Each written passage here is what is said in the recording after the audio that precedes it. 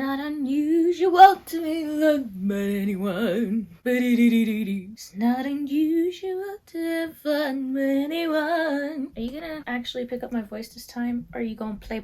Maybe I'll just write in the nunny. Well, in the nunny. I hope that's straight. It doesn't look straight, but I'm not straight, so it doesn't really matter. So, you want to get into this background world, huh? You think it's easy out here being a background actor? You gotta do stuff. You gotta be the background. You think this is easy? You think this is easy? Well, right now, it's not easy at all. So let's get into it. Hi, Sprouts. Ooh, that was loud. It's me, your favorite blur in the background, Onion. And today I wanted to talk to you about being a background actor. Yes, this is finally the episode where we talk about background acting. Yes. And at first I wasn't going to talk about it. I was going to just leave it on the back burner until somebody was like, "Hey, Onion, why do you keep talking about being a background actor, but what does that mean? What is a background actor?" And then I was going to be like, "I'm so glad you asked. Here's your video." But I feel like it is very important for me to talk about it right now because WGA and SAG are both on strike right now. If you didn't know, I am filming this on July 19th. My videos are filmed in the future because I have to edit them. You know, I really didn't think about that before I started this whole YouTube thing. How like every video is technically filmed in the future, but it just matters how long in the future. So we're really seeing everyone from like a past couple of weeks or days, not in their actual moment. I don't know why my brain didn't connect those two, but yeah, tangents. So I wanted to talk about this because it's very pertinent right now with the whole strikes going on and everybody, basically all the unions are striking right now, which pop off. I'm right there with you. Even though, as a background actor that lives in Georgia, I am not SAG affiliated. I am not SAG eligible. I am not in the SAG union because background actors in Georgia are not SAG union members. We just aren't. There are some of them that are, but you're supposed to say that you're SAG. I wanted to break this video up into two different sections. So the first section of this video is going to be talking about SAG and being a background actor in Georgia with the whole union strikes and everything, because I feel like that is more important to talk about in the first half. Sorry, that it's timely. I have to talk about it first. I have to brain dump that first. I can't just go into like, this is what rolling means. I gotta talk about that first. And then we'll get into my notes. Tips on acting as a background actor, because it's a little different than regular acting and you can become annoying real fast. And I don't want you to be annoying on set. Then you won't get on set again. That would be the worst. So let's talk about the strikes. Oh, and if you want to skip ahead to the next section, I'm gonna try and do the notations and stuff, but if I don't figure it out, please just give me grace. I'm new to all of this. So we're gonna talk about the strikes. If you are an actor and you're not a part of the SAG acting union, there's a whole infomercial going around right now. Thankfully my friend sent it to me and I'll try and put it up here.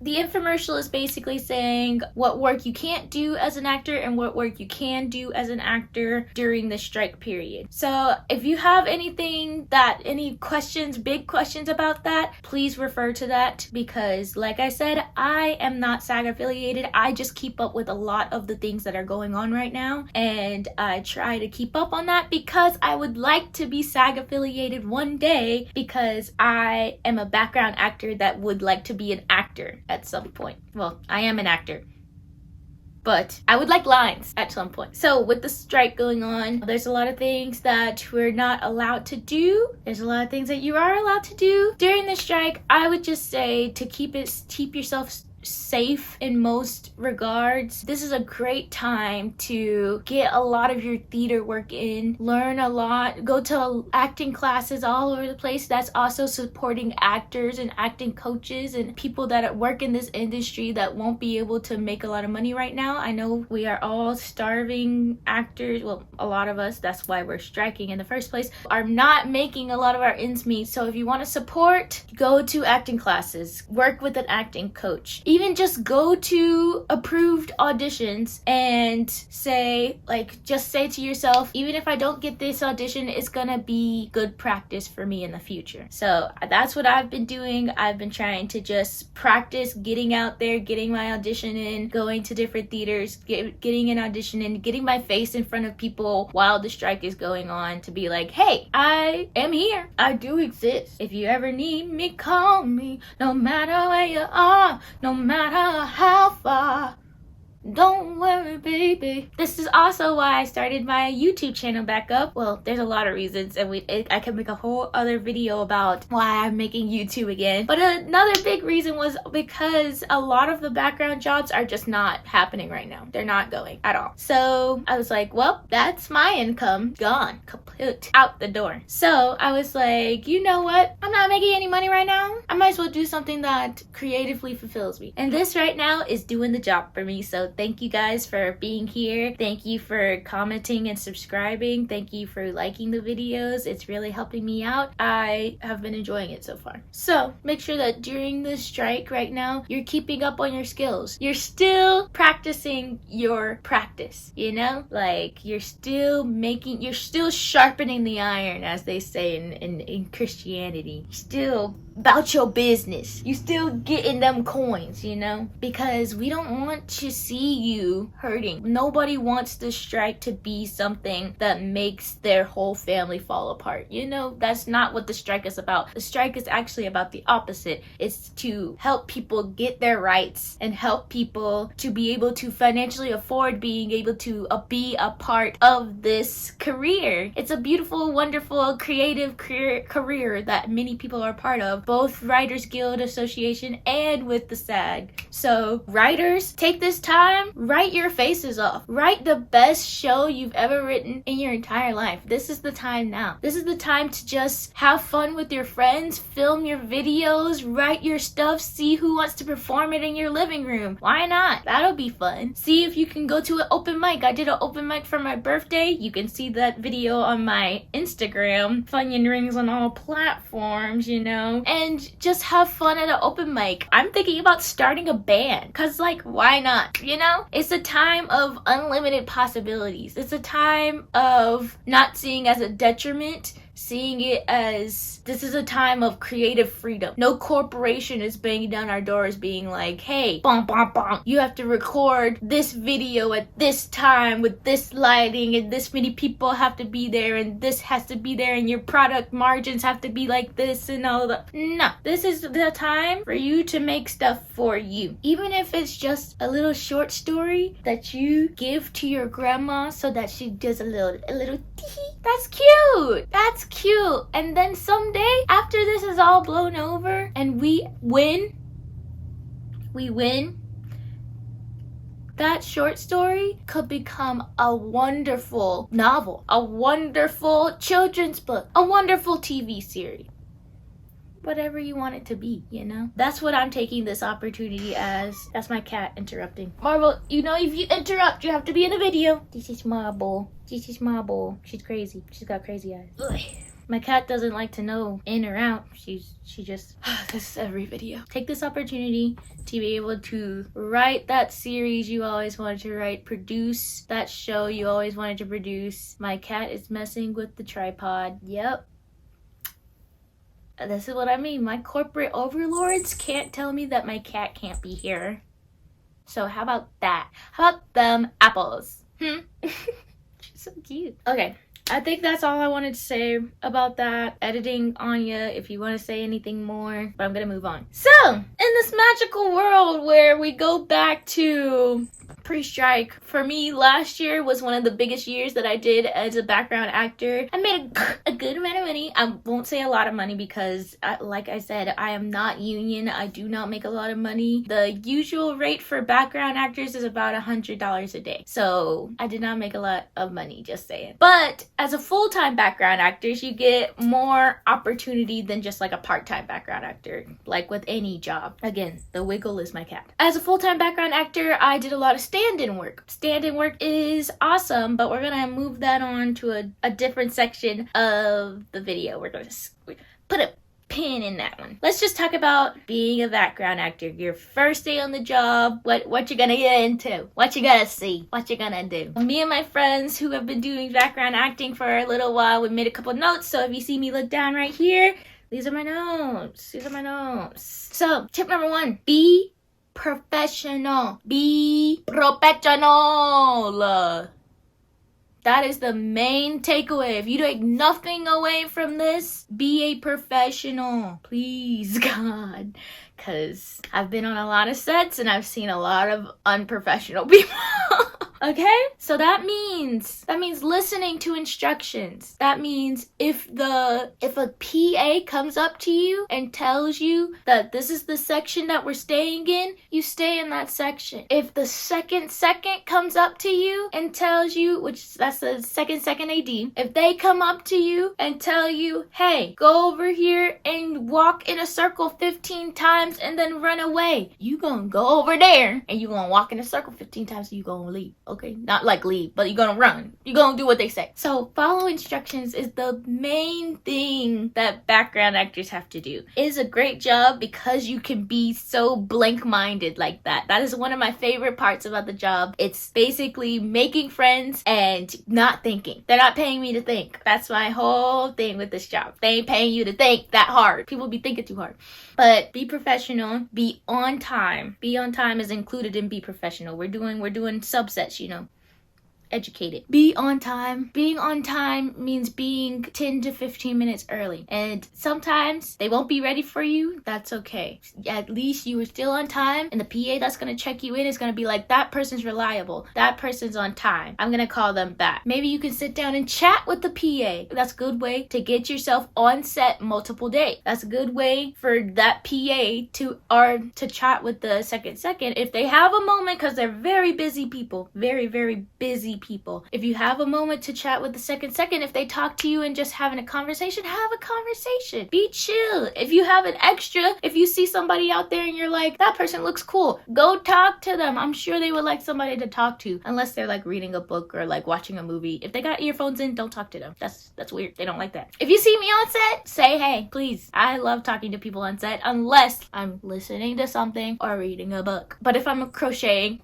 please, I can talk and crochet all day. So, what's also included in being professional? Listen to instructions, right? Be on time. That almost should be first. But be on time, that's a big one. And also, do not talk to the actors. I know, they're people. They're just regular people like the rest of us. They are. A lot of the actors that I worked with, really close with last year on the 2 shows that I did, because I did stand in, like I said, so I was there like almost every day. The 2 shows that I did last year, the actors were so great, such nice people, so friendly, so cool. As a background actor, unless they talk to you first, unless they say hi, how are you doing, blah blah blah, my name is gotta be like, hey, cool, nice to meet you. They're there to do a job. They're not there to do a meet and greet. They're not there for that. They're there for work. How would you like it if somebody came up to you while you were being a waiter at a restaurant and they were like, I really liked when you bust those tables over there. It's like, oh, okay, well, I'm waiting this table over here, so can you leave me alone? You're there to do a job. They're also there to do a job.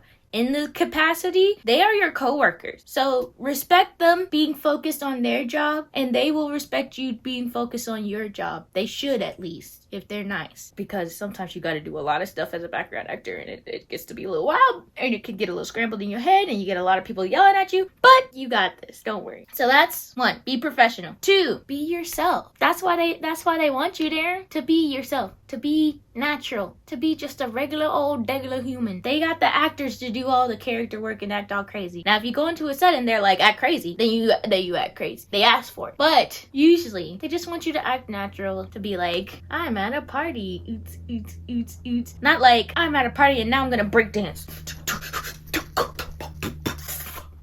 They didn't ask for that. They didn't ask for all that. They would have hired you as a dancer if they wanted you to break dance all over the floor and try to steal the scene. The show's not about you. The show is about the actors that they're paying more money than you. It's not about you. Also, don't be a camera whore. Oh, doing this job for 5 years, I can instantly, I'm like you. You're a camera whore, aren't you? I can tell. I can point them out. I can be like, boom, boom, boom. Camera whore. And it's the worst. We get it. You want to be in the show. You want to be seen. You want your grandma to be like, isn't that Betsy Joe on the screen right there? We all want to be seen. That does not mean that we're all gonna be seen. A lot of things happen in shows. They could literally, if you're being a camera whore and you're in every shot, somebody's gonna sit you down. Somebody's gonna be like, we already saw them in the front of this shot, and this shot. You're gonna be literally teleporting in the movie or in the show. It's not gonna look great. It's not gonna look natural. It's not gonna look normal. So whenever the second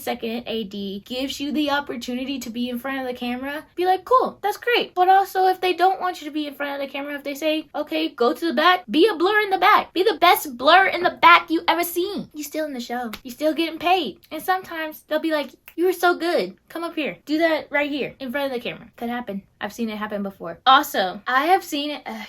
It's very rare, but I will say it because somebody's gonna kick me in the nads if I don't say it. There is a possibility that you could be asked to say a line, maybe like a short little 2 words, something. Make sure that you are reliable on that line because they will give it to somebody else. Be natural with that line, even if you're not an actor, which that's what the theater and acting classes and being comfortable in front of a camera is all about. But you could be one of the magical people that day. I haven't been, but some of my friends have been, and I'm so happy for them. They're great people. They deserve every single accolade they get. And that wasn't sarcastic. If anybody tries to take that sarcastic, my friends know me and they know that that was not sarcastic. If you are one of those people, please stay humble about it. Please don't be like, oh well, the director picked me, so I am the new actor on set. Like, oh my god, you've never seen someone. No, honey,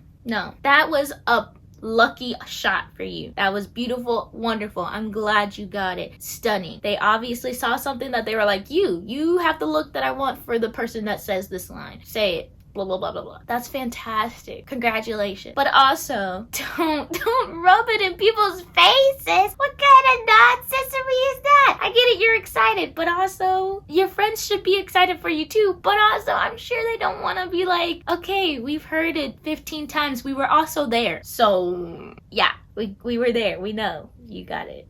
Great. But brag about it all day on your Instagram after the show comes out. Do it. Pop off. Be like, y'all see it? I said okay then on Five Nights at Freddy's 2.0. Going on to that, I don't know why people do this when they're a camera hog, but you're not gonna be an instant star from being a background actor. It's just not how it works. Not a lot of times. It's infinitesimal the times that people like become like woo, like super famous. It's a lot about who you know. It's a lot about acting coaches, acting classes, getting an agent, being union. It's a lot of steps and procurements that have to happen for you to be an instant star. Not many people are instant stars. They've been working at it for a long time, and then all of a sudden they're on a TV show and everybody knows about them. Like that one quote that always says, it takes 10 years of work to become an overnight success. Which is, I hold it in my heart. I'm like, what's next? Number three. Make friends. Like I said, these people are your coworkers, not the actors. That's, like I said, that's with stand-in, not with the actor. With the other background actors, you're gonna be in holding for like hours on end. You're gonna be in there for a while. Bring something to do. I always crochet or watch TikToks on my phone to be hip with the trends. Or probably now, if I was doing it, I would be like writing out different things for my YouTube channel. If you wanted to do that, bring something to write with, bring something to edit, bring something to memorize, bring something, just like apply for different agencies.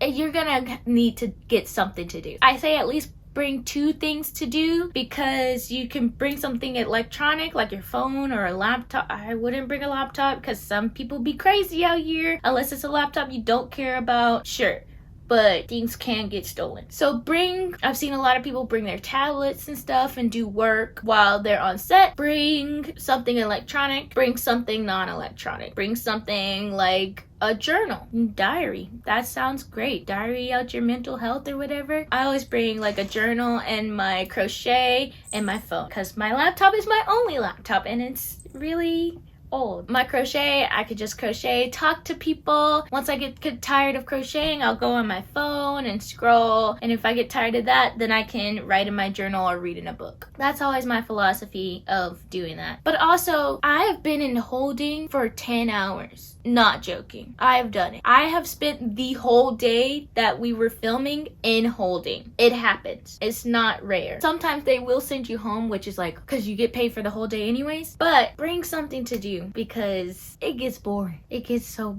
freaking boring just looking at people. And I can always tell when it's somebody's first time on set, because I'm like, that person's sitting over there being like, my phone's dead. I've been on it for 6 hours and I have nothing to do. So I'm like, this is just your first time on set? How are you doing? What's your history? Like, what brings you to doing background work? You know, if you ever need like some things to talk about people with, it's always nice to ask people how long they've been doing this or what other jobs they have, because a lot of background actors don't just do background work. I'm one of the few ones that do. Ask them about like what's their favorite movie, because a lot of people who do background are like cinephiles, I think they're called. Like, they love cinema, they love films, they love being on set. Ask them about a lot of these prompts. If you just ask a person one thing, they will go. They will go in. They will say everything about their lifestyle, about their childhood, about their great nanny who lives in their fanny. They will go in.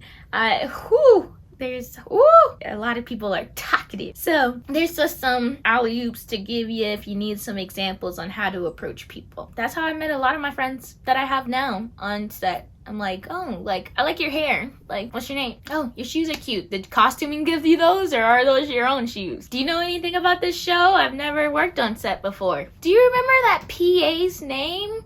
I can't remember.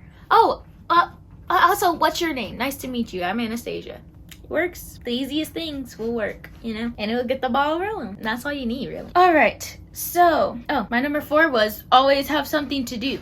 So there you go. Oh, one additional point to always have something to do. If your something to do is talking to people, which it should be at some point, talking to somebody in the group, I would say make sure to give people space. Make sure you give people a lot of time to be like, okay, like the conversation's over, you know? Because it can be a lot to just be like in conversation at all times. Some people do have other jobs that they want to get done. Some people are editing things that they want to get done. Some people are watching TV shows that they want to watch before they have to go home and deal with their third grandbaby. I don't know. They might have other things on their mind besides talking to you, even though you're adorable and amazing. But have your conversation, enjoy it, have fun. If they keep talking, keep talking. If they stop talking, stop talking to them. If you feel like you want to keep talking, go talk to somebody else. Like, it was great talking to you. I hope that we can become friends. I hope that we have a good time on set together. Be like, okay, yeah, I hope so too. Be like, okay, I'm gonna go sit over here. If you don't mind, I'm gonna leave my stuff here though at this seat, because you always want to claim your seat. Yeah, that's one thing you gotta do. You gotta claim your seat. Be like, if you don't mind, I'm gonna leave my stuff right here, but I'll be right back. I'm gonna go talk to so-and-so and Sumasa.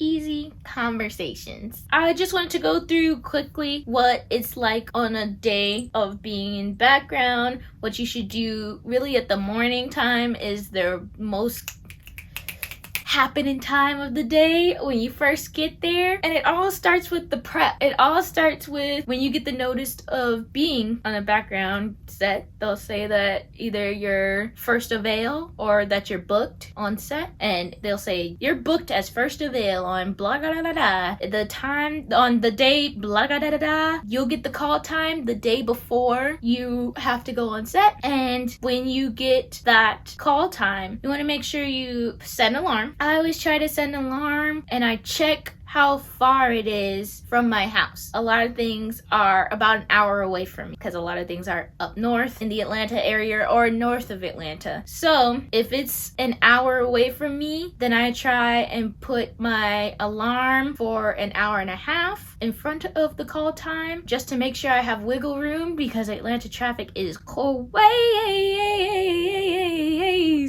So I want to make sure I get there in a very good margin of time, because you never know what the parking situation is. You never know how close the parking is to wherever background holding is going to be, which is like where they have the background actors during the day. You never know what the situation is going to be. Especially, you want to have enough time to be able to get breakfast. That's important. That's important. And to get settled. It's a good time to get settled. So I always, the day before, I make an alarm and I check out how far it is from my house. I go ahead and usually have a packed bag. If I was thinking about doing a like what's in my bag as a background actor, if you want to see that, I could definitely film that. After 5 years, I have accumulated and transferred things in and out of my bag, and my bag has gotten smaller and bigger and smaller again. I try and keep my bag always packed for whatever is gonna happen. So that's the day before. Make sure you do all of that. Get the maps going, get there early. Once you get there, you're gonna park, and a lot of times we parked in a parking deck. It's usually just a parking lot full of cars. Sometimes they'll have you walk to wherever the set is or wherever background holding is, or they'll have why am I thinking Pargo? That's Disney. They'll have transpo. They'll have transpo come, and a van will be there, and a PA will usually be there. So you're gonna want to check in with the PA that's there and ask the PA, be like, hey, where do I go? My name is blah blah blah. Where do I go? Sometimes the instructions will be in the email of where to go. Sometimes they won't. So if it's not blatantly obvious, which sometimes it is and sometimes it isn't, of where to go, then usually I'll just be like, oh, like so and so, I'm here for BG, where is holding? So you get into the van, you walk to where holding is. There's usually signs with arrows saying BG holding, blah blah blah. You go wherever that is and you check in with the PA. So the PA usually will have either electronically or manually a piece of paper that says your name, your character you're playing, what time you're supposed to check in. So they'll check you in and be like, okay, like, great, sit down, blah, blah, we're gonna get everything situated, yeah. They'll give you a little spiel, and I'll usually tell you where the bathrooms are and blah, blah, blah, until you get breakfast. Usually what I like to do is make sure I check in, then you go to wardrobe, costuming. I call it costuming because I worked at Disney. It's not actually called costuming, it's called wardrobe. I know it's confusing. It's my Disney speak coming out. And they will give you some clothes. You're gonna put your clothes with your stuff, put it inside your bag, because like I said, people be acting out.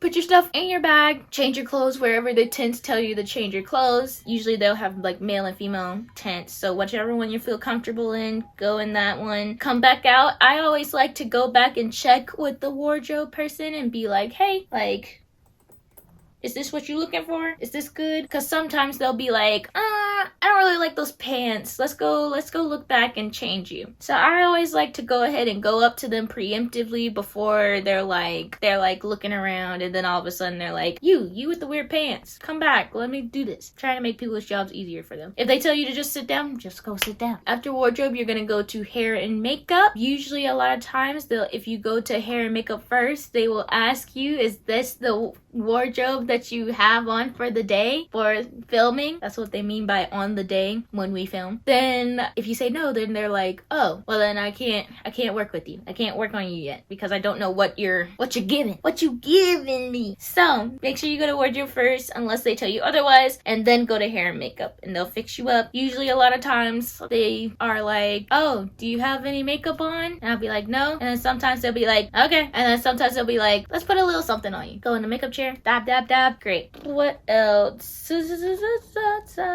Oh, let's talk about being a stand-in. So being a stand-in is like the upgrade of being a background actor. Being a stand-in, you get to work closely with all the crew members, with all the actors, you are there to stand in when they're setting up the lights and everything. So like how I have my YouTube set up, I have my chair that I sit in, my microphone right here, my lights right here, and my camera right in front of me, right? So somebody would be behind the camera, of course. We would have grips and gaffers working on the light system and everything, moving the lights to be a certain way. I would have somebody sitting right here instead of me, so that me, the actor, there's like me, the actor, and me, the stand-in. So the stand-in, me, would be sitting right here while they are adjusting the lights, adjusting the camera, figuring out millimeter lens they want to put on the camera and everything. Stand-in me would be sitting right there so that the director and everybody could see what they want to see without having me, actor me, be here. Because actor me needs to have makeup done, needs to have wardrobe done, needs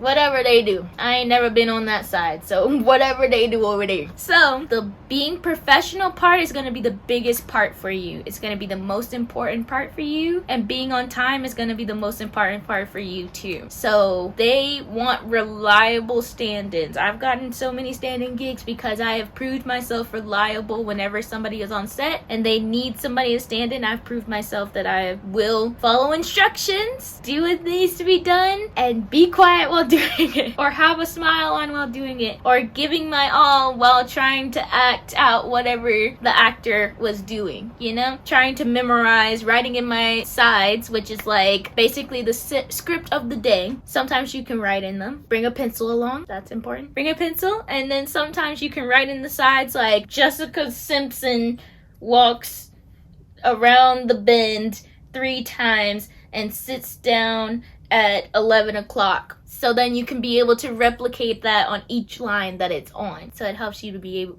able to become a better stand-in. I have been on sets where they ask the stand-ins to read the lines so that they can get the pacing of the scene and however they want the cameras to move and everything. I have been on sets where they're like, skip that, whatever. We're short on time. We gotta go. We gotta move on. So it just matters whatever type of director you have, or whatever also AD you have, first AD. They will determine what the timing is going to be. But just make sure that you are listening, that you are paying attention, that you are there when they need you to be there. When they are about to move on to the next scene, you need to be right there, right on the edge of the right on the edge, trying to jump in, be like, I'm ready, it's my time to shine. A lot of BG will like look up to stand-in actors. It's not really that big of a deal. I used to, before I did my stand-in gigs, I used to be like, oh, wow, like stand-in. It's chill, you know? It's fun. You know? Also, you get crew crafty.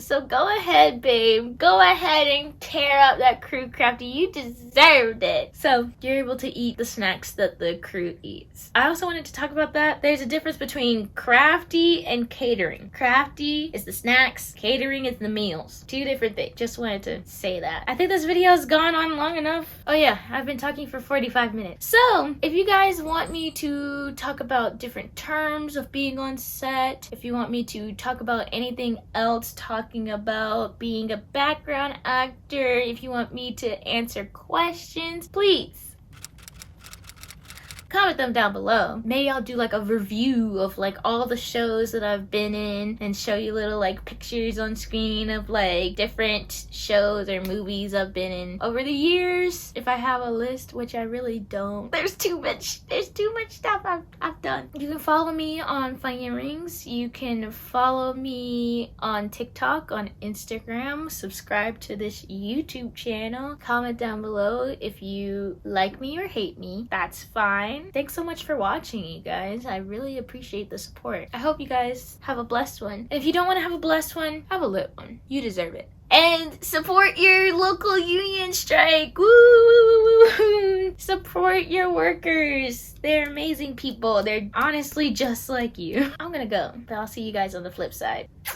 Bye!